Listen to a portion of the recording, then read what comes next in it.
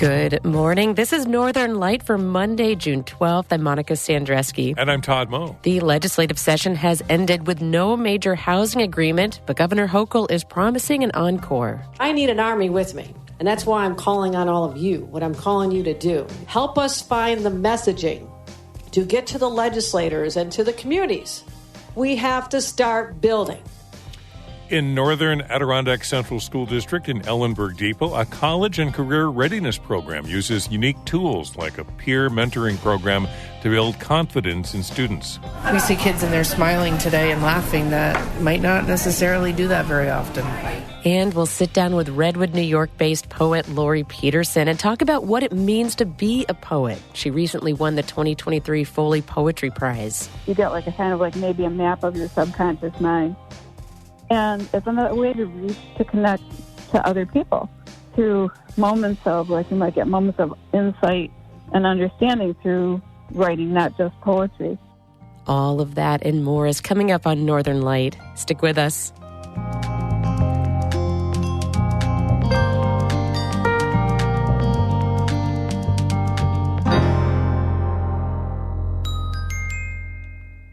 Broadcast of Northern Light here on North Country Public Radio is supported by the Village Mercantile, Saranac Lake, partnering with local nonprofit organizations to sell their merchandise through their e-commerce store. More at villagemerc.com. And by Apothecary Chocolates, making gourmet chocolates by hand from all natural herbs, botanicals, and tree syrups. Apothecarychocolates.com.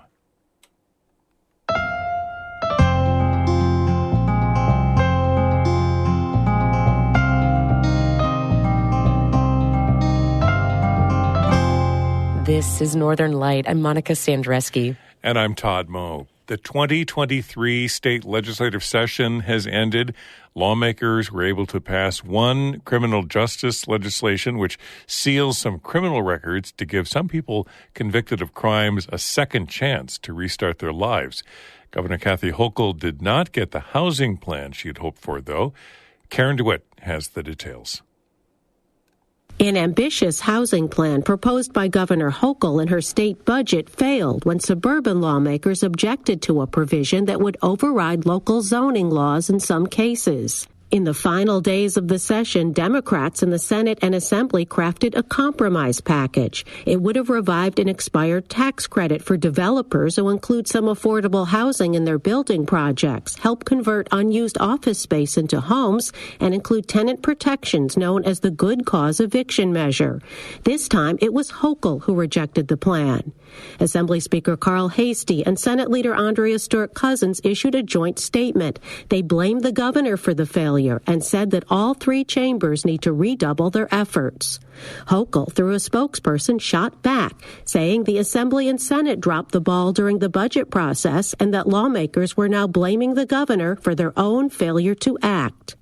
Hochul, who kept away from Albany in the final days of the session, tried to rally support for her proposals in a speech before a real estate group in New York City. I need an army with me, and that's why I'm calling on all of you. What I'm calling you to do as we leave this room here today, work with us, help us find the messaging to get to the legislators and to the communities, to let them understand we have to start building, because otherwise our young people are going to keep leaving. The governor and lawmakers did agree on one significant criminal justice policy change.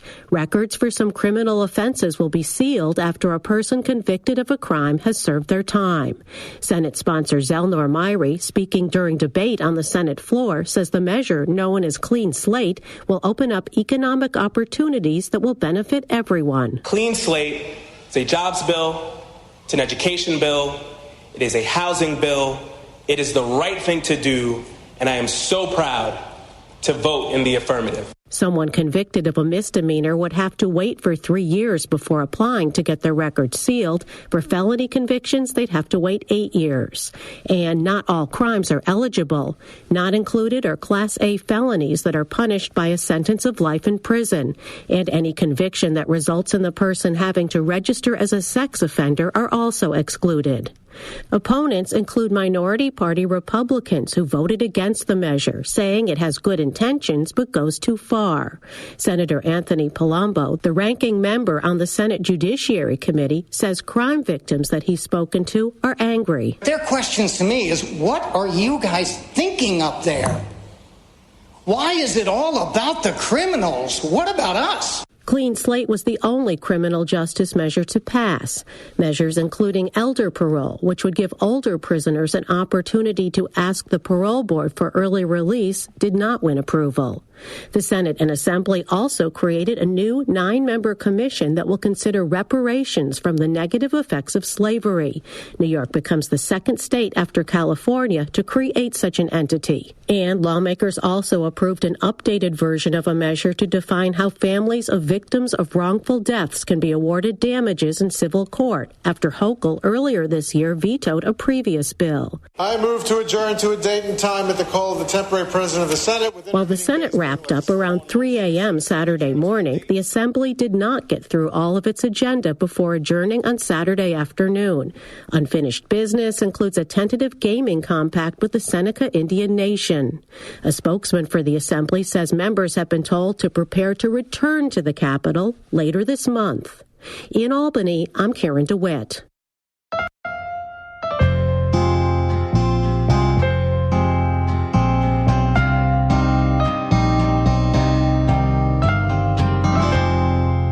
Clinton Community College's leadership and faculty union have a new contract for the first time in 6 years. The deal followed months of bargaining and disagreement over how to negotiate salary increases. The faculty union this semester announced votes of no confidence in the college's board of trustees and the college's president, Dr. John Kowal. According to the Plattsburgh Press Republican, the new contract was approved last week. It gives faculty members raises and retroactive payments and will be in effect through August 2024. College and union leadership praised the agreement as fair. The Adirondack Park Agency is reviewing a project to build covers for docks at a marina on Ampersand Bay on Lower Saranac Lake next week. The owners of the marina want to build roofs over some of their floating docks to better protect the boats. According to the Adirondack Daily Enterprise, this proposal comes after the state Supreme Court blocked a permit issued by the APA that would allow the owners of a marina to start construction. So the owners are asking the APA to approve a smaller version of the project. Some neighbors of the marina are against the project, saying it could have a negative impact on the environment. The APA is taking comments on the project through today.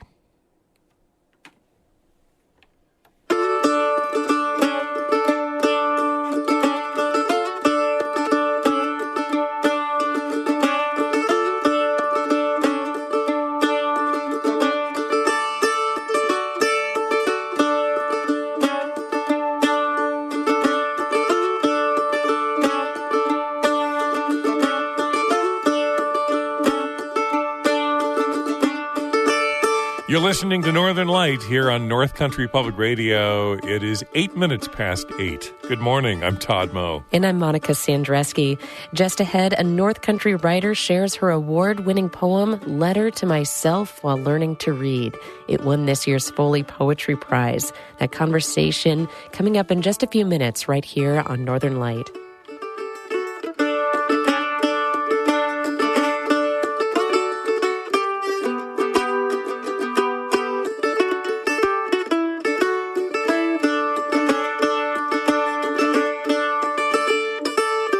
That's Eddie Lawrence out of Moira. You can hear more of Eddie's music on our website. Check out the Underscore Project online anytime at ncpr.org/underscore.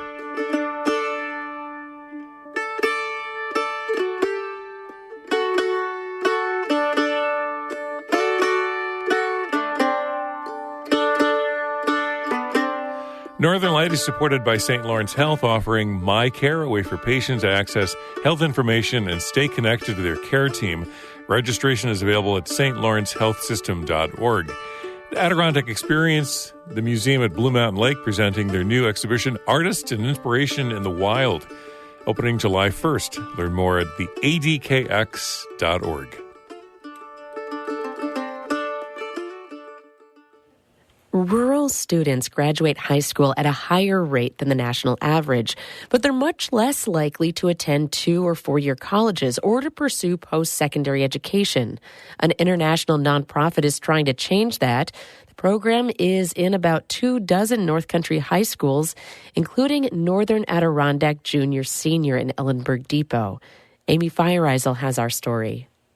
For Nicole Connors, helping kids figure out what they want to do after high school is personal. I was a first-generation college student, and I think it's important to have these students to be able to have access to things that they might not have been able to experience otherwise. Things like trips to local colleges. When her school, Northern Adirondack, didn't have a formal college and career readiness program, Connors ran a college club. In years past, I've brought groups of 20 kids to Boston. We visited 2 colleges, and they got to experience what it was like to live in the city and just kind of see everything. But today, Connors doesn't have to do this all alone. Her school is partnering with a not-for-profit called CFES Brilliant Pathways. It has a straightforward mission: keep kids in school and get them set up for careers when they graduate. That looks like college trips and tours of local factories and walking through certification programs and trades. So it's just helping them see what are the opportunities, what are the future jobs out there, how does that apply to me? That's Northern Adirondack's principal, Mike Lockman. And it's not like, okay, every kid's going to college, because that's not realistic. What is realistic, he says, is that each student graduates with a plan and a pathway. That can be an associate's degree or going into the workforce. About half of the juniors and seniors at Northern Adirondack attend CV Tech, the local BOCES trade program.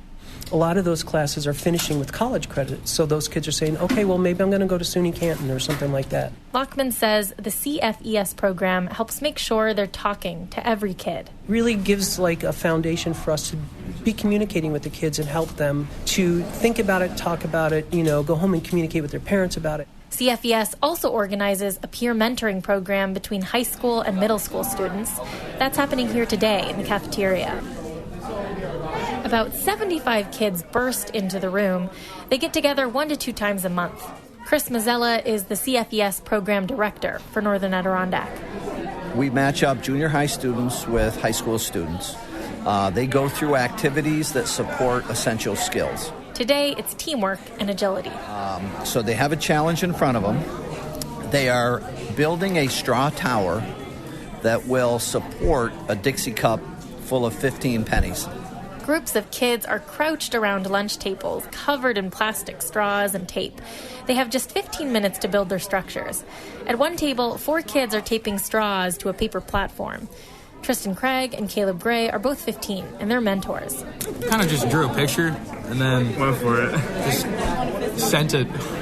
Piece of paper with a lot of straws. A lot of straws and tape. One of their mentees, 8th grade Gia Taylor, chimes in. It looks like a spider, a very flat white spider. And how often do you do this? It's like every Thursday, I think. It's once every month. That's the other mentee, Catherine Hart. On a Thursday. Yeah. Do you two know each other pretty well? Yeah, we're like best friends. This is basically what's happening across the room. A lot of joking and silliness and frankly precarious-looking straw towers. Oh my God! But this is kind of the point, says Nicole Connors, the teacher liaison. For a lot of these students, school can be negative. They struggle socially or academically. We see kids in there smiling today and laughing that might not necessarily do that very often. This is just fun. She also says students that wouldn't normally interact are forming relationships. So they have somebody to talk to. Some of these kids are at risk, and the mentors are there just to kind of be like, hey, how are you in the hallway? And I see kids all the time, when's our next meeting? And so it's connections. Some of these kids don't have connections. Students can volunteer for the peer mentoring group, but teachers also suggest kids. Tiana Siraj is a health educator at Northern Adirondack and helps out with CFES. We are pulling in kids that we notice are at risk or declining in one area or others. We'll, even just the other day, I put out sort of a line about a student that I was seeing some troubling things with, and he was there today at the activity. Siraj says part of college and career readiness is engaging kids in high school before they go to college, building their confidence. She says that's especially important now, after the last few years of coronavirus turmoil. COVID sort of put a big question mark over a lot of things like, how do I act? How do I be? Who am I? Like they are afraid they're going to get something wrong, whatever that is. Upcoming events this spring include a trip to local manufacturing plants, a tour of Clinton County Community College, and a shared career, college, and agricultural fair. We're trying to help every single kid find a positive pathway that gives them a career and not a job.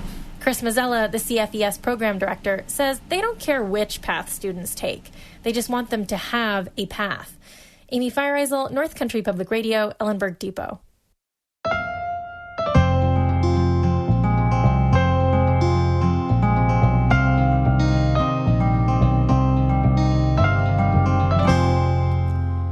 One of the founders of the Adirondack Explorer magazine has died. Bob Worth worked with Dick Beamish and Rachel Rice in the 1990s on the vision of creating a monthly newspaper covering the natural and human aspects of the region. Worth also served as the chairperson of the Adirondack Museum in Blue Mountain Lake. According to his obituary, Worth was known for his sense of humor, modesty, and generosity. He grew up in Wilmington, Delaware, spent most of his career as a traveling textbook salesman based out of New York City. He died on May 30th from melanoma. He was 92 years old. His family says that anyone who wants to honor Worth's memory can donate to the Adirondack Explorer or the Center for Inquiry in Amherst. Fort de la Presentación in Ogdensburg is honoring a philanthropist who is pivotal in helping its battle to get ExxonMobil to clean up gasoline contamination from the site. Association President Barbara O'Keefe says Alan Newell believed in the historical importance of the fort and the association's effort to decontaminate the site and donated generously to support their effort. She says Newell has continued to financially support the group, which will now help the fort recover and preserve more artifacts that are still buried at the fort's archaeological park. The dedication is set for 1 o'clock this Saturday afternoon at the fort's archaeological park.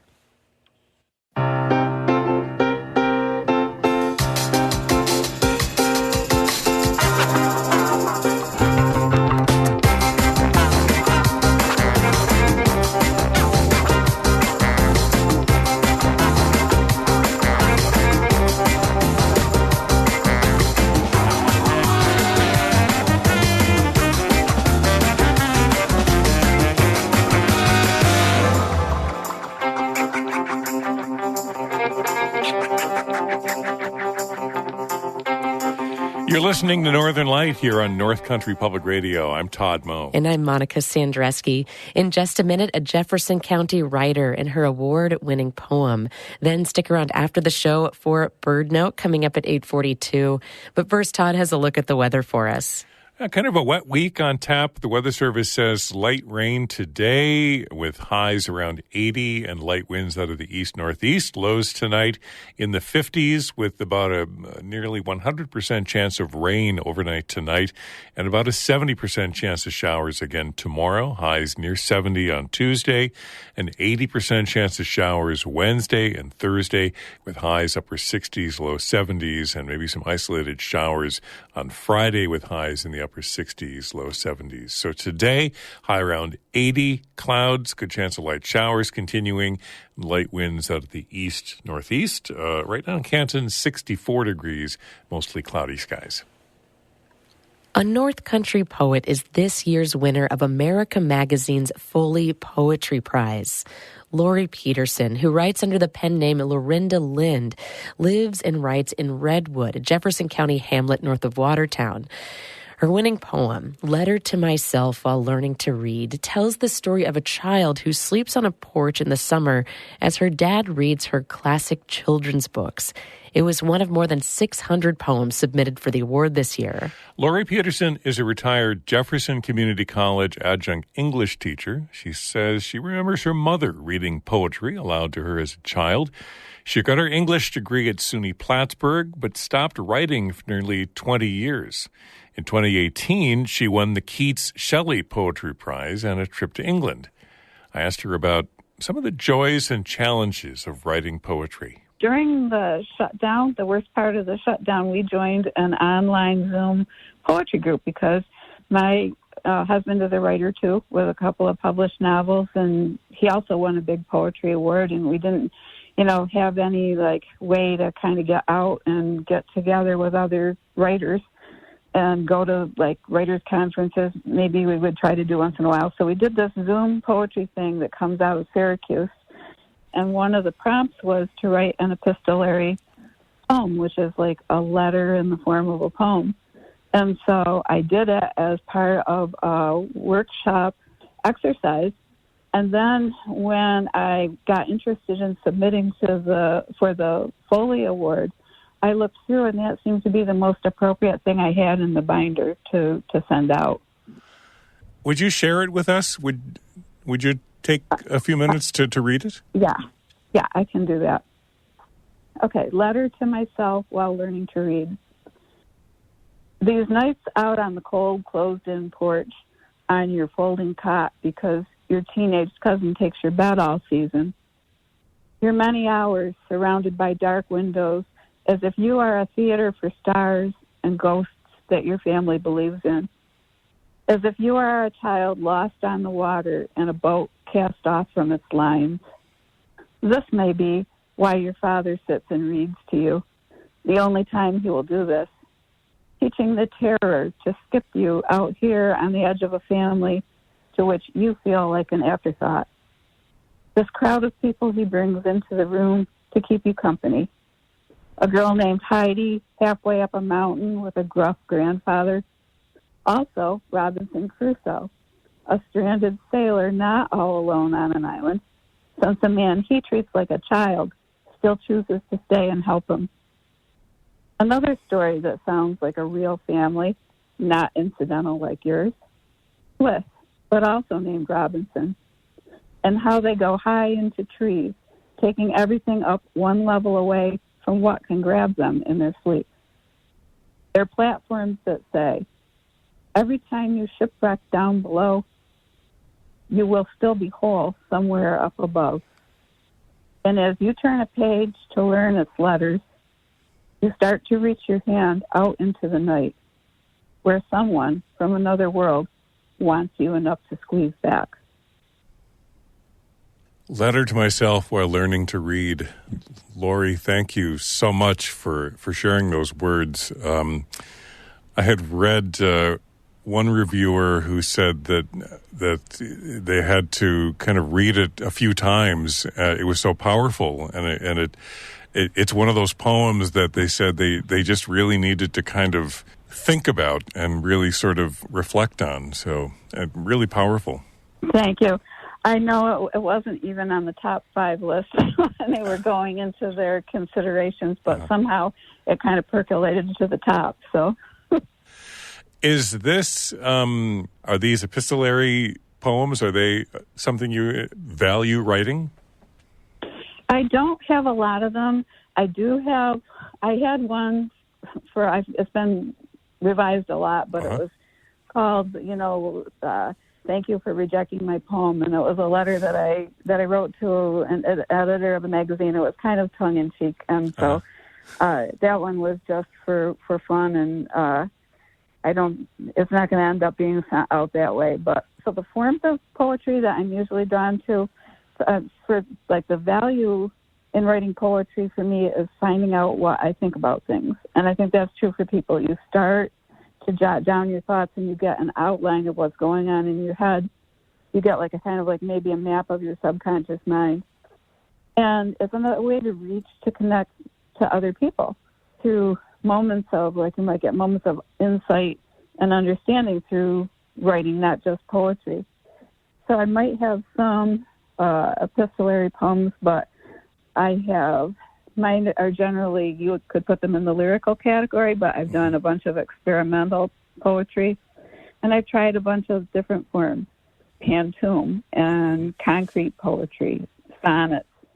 There's a Korean form called shijo, and there are contests, like ongoing contests, and those are just 3-line poems that are a lot longer than haiku. Mm-hmm. And I have a boatload of haiku, too. Do you find yourself sitting down and taking some time every day to try to write some poetry? I really can't, because I have been, a caretaker for My mother was elderly for about 10 years now, and so, I carved out time when I could, but for me, I'll have a spell of writing, and then I'll have to take a little time off, and then go back and swoop in again for another spell of writing. Well, congratulations on the Foley Poetry Prize for A Letter to Myself While Learning to Read. And I just wanted to ask you, you live in Redwood, rural Redwood, New York, and that's pretty cool that we have someone here in the North Country who took top honors in this contest.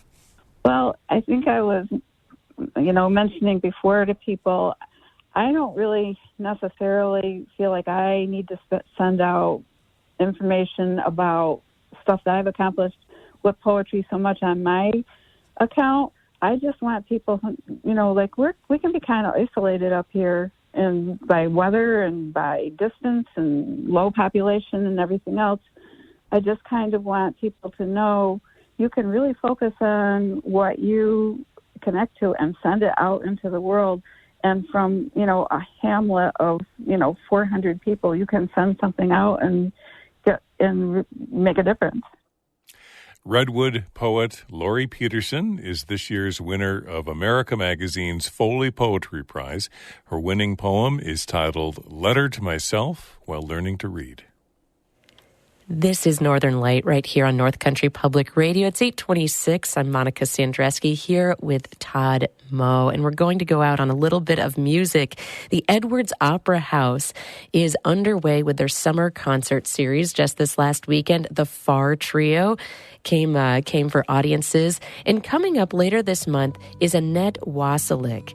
This is her song, Chincoteague.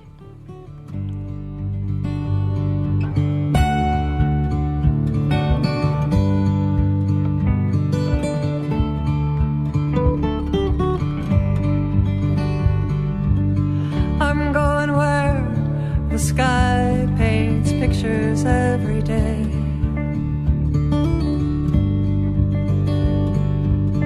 I'm going where the marsh grass is gleaming in the sun. I'm going where the wind tans my memory. There's no place else on earth I would rather be.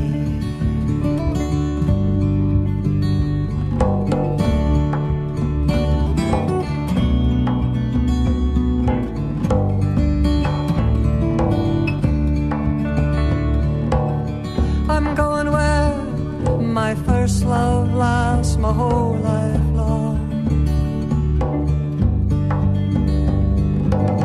I'm going where there's a million stars to wish upon.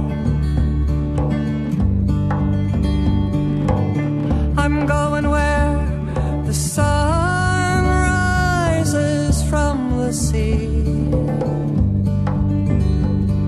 and arcs across the sky and is swallowed by the Bay of Chincoteague. Oh, Chincoteague. Seabirds fly and dolphin dance for free. Annette Wasilic, her song Chincoteague. She's on for Saturday, June 24th at 7 o'clock as part of the Edwards Opera House's summer concert series. The show is $10. You can find out more at edwardsoperahouse.com.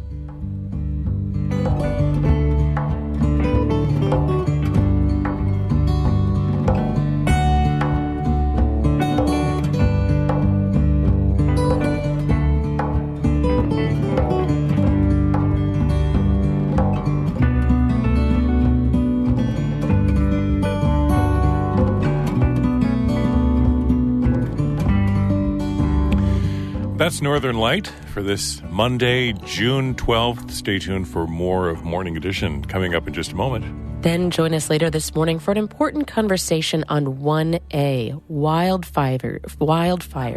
Even without them, millions of Americans breathe polluted air year-round.